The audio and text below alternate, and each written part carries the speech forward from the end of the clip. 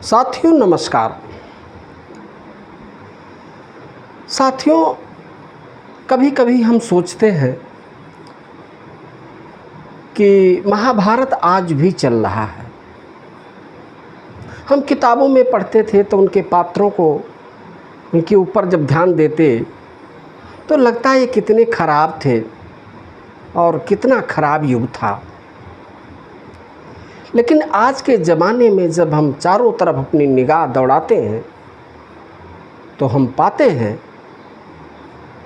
कि महाभारत बीते युग की बात नहीं, वो आज भी जारी है।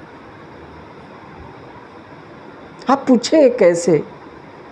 आपको कहीं दूर जाने की ज़रूरत नहीं है। आप अपने घर में देखें, कुटुंब में देखें, पटीदारी में देखें, मोहल्ले, गांव, समाज, प्रदेश, देश और अंतर्राष्ट्रीय स्तर तक यदि आप देखेंगे तो वो महाभारत के पात्र जो आपने महाभारत की कथा में पढ़ा था वो आज भी आपको नजर आएंगे। तो कहाँ खत्म हुआ वो ईर्ष्या, द्वेष, वो छल, प्रपंच, कपट, बात बेबात पर लड़ाई, निरुद्देश्य, वो सब जारी है। आपके सामने उदाहरण है। आप देखेंगे घर में ही भाइयों भाइयों के बीच में, पटीदार पटीदारों के बीच में, एक गांव के से दूसरे गांव के बीच में। पहले राजा लड़ा करते थे, अब ये राजनीतिक पार्टियां हो गई हैं। एक प्रांत दूसरे प्रांत से बात बेबात पर लड़ रहे हैं। अनायास ही। और अंतर्राष्ट्रीय स्तर पर देखेंगे तो आपको लगेगा कि शायद दुनिया युद्ध के मुहाने पर खड़ी है। यदि युद्ध के मुहाने पर न खड़ी होती, आपने देखा होगा इराक में युद्ध, अफ़गानिस्तान में तबाही, अभी पिछले कितने महीनों से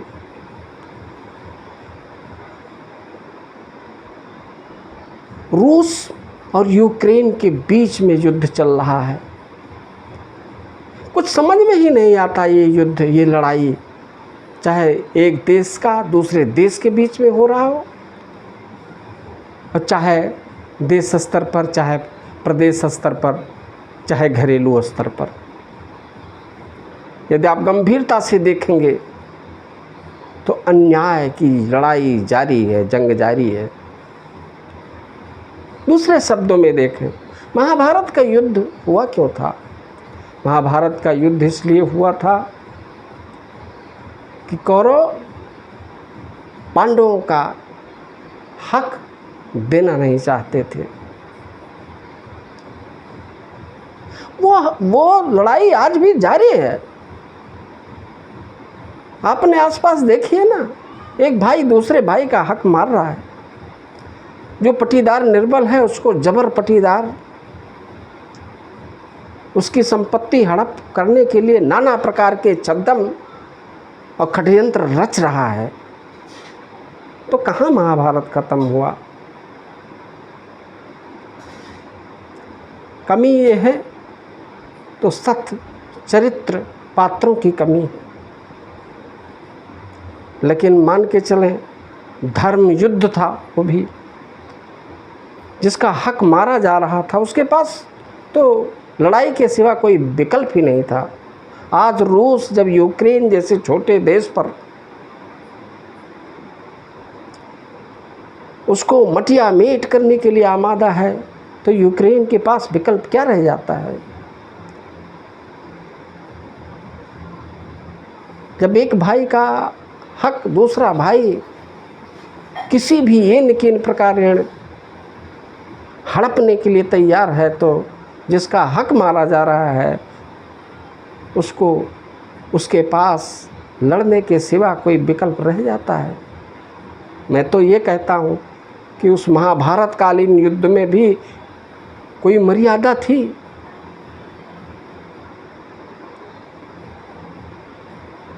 ठीक है, युद्ध का बहुत सारा कारण द्रौपदी का अपमान था।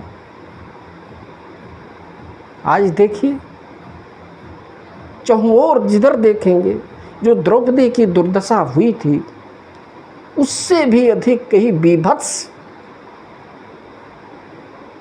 आजकल नारियों की हो रही है। आए दिन आप देखते हैं। और पश्चिम बंगाल के कोलकाता मेडिकल कॉलेज का जो उदाहरण है वो बहुत ही ज्वलंत है। मेरे कहने का आशय यह है कि महाभारत बंद नहीं हुआ है। महाभारत तो जारी है, लेकिन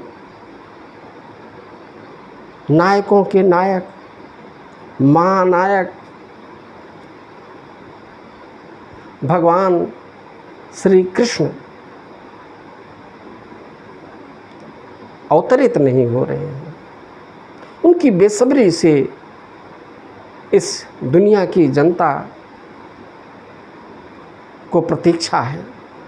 वो दिन कौन सा होगा जब भगवान श्री कृष्ण इस धरा पर अवतरित होंगे और जो उन्होंने गीता में कहा था कि यदा यदा ही धर्मस्य ग्लानिर्भवति भारत अभ्युत्थानम धर्मस्य तदात्मानं सृजाम्यहम्, जब जब हुई धर्म की हानि बाढ़हि असुर अधम अभिमानी, और तब तब धरे प्रभु मनुज शरीरा हरहि सदा सज्जन कर पीरा। वो दिन कौन सा होगा कि इन आतताइयों को भगवान हराएंगे, या यहाँ की जनता को जो पीड़ित हैं, शोषित हैं, जिनका हक मारा जा रहा है, उनकी रक्षा करेंगे। एक अपील के साथ